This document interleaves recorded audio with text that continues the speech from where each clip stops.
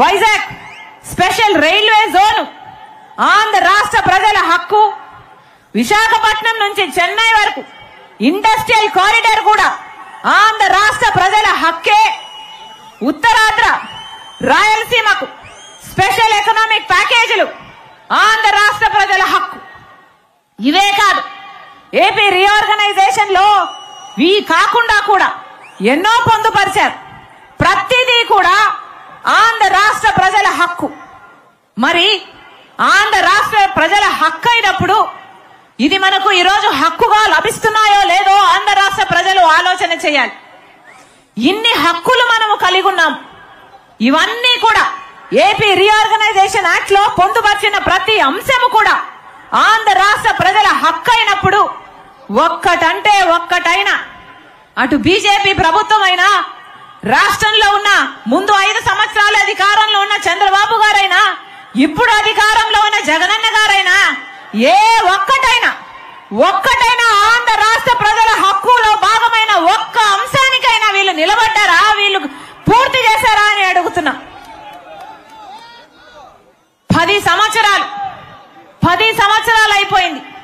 ఊహించుకోవడానికి కూడా ఊహకు కూడా అందడం లేదు. అయ్యో 10 సంవత్సరాలు అయిపోయిందే, ఈ 10 సంవత్సరాలలో ఏ ఒక్కటైనా సాధించుకోగలిగామా అంటే ఒక్కటైనా సాధించుకున్నామా? మన కర్మ కాకపోతే ఇటు పాలక పక్షం, అటు అధికార పక్షం అయితేనేమో, ఇటు ప్రతిపక్షం అయితేనేమో రెండు బీజేపీ పార్టీతో కుమ్మక్కయ్యాయి. 2 పార్టీలు కూడా బీజేపీ పార్టీకి కొమ్ము కాస్తున్నాయి, బానిసలుగా మారాయి. మన హక్కుల్లో ఒక్కదాని కోసం కూడా పోరాటం చేయలేదు.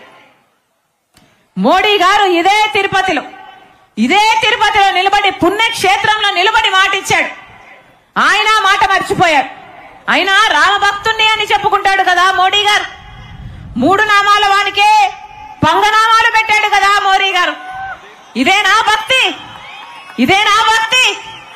పుణ్యక్షేత్రంలో నిలబడి మీరు మాటిచ్చారు. మీరు మాట తప్పి ఆంధ్ర రాష్ట్ర ప్రజలను మోసం చేయడమే కాదు, మీకు ఎంతో భక్తి ఉంది అని మీరు నమ్ముకుంటున్న దేవుణ్ణి కూడా మీరు మోసం చేశారంటే మీకు మనస్సాక్షి ఉన్నట్టా లేనట్టా? ఇక మోడీ గారిని కేడీ అనగా ఏమనాలి? మోడీయా కేడీయా? ప్రధానమంత్రి మోడీయా కేడీయా? ఆంధ్ర రాష్ట్ర ప్రజలను 5 కోట్ల మంది ఆంధ్ర రాష్ట్ర ప్రజలను మోసం చేశాడు. ఇక్కడ నిలబడి 3 నామాల వారి సాక్షిగా చెప్పిన మాటలు కూడా పంగనామాలు పెట్టాడటే ఇక కేడీ గాక మోడీ ఏమైతాడు?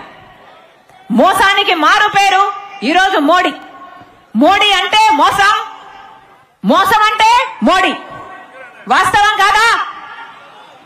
వాస్తవం కాదా? మోసమే చేశాడు కదా మోడీ గారు. ఏం చేశాడు? మోడీ గారు సమాధానం చెప్పాలి, బీజేపీ పార్టీ సమాధానం చెప్పాలి. 10 సంవత్సరాల ప్రత్యేక హోదా అని చెప్పిన వాళ్ళు 10 సంవత్సరాలు అయిపోయినా కూడా మీరు ప్రత్యేక హోదా ఇవ్వలేదు. మరి దీనికి ఆంధ్ర రాష్ట్ర ప్రజలకు ఏం సమాధానం చెప్తారు?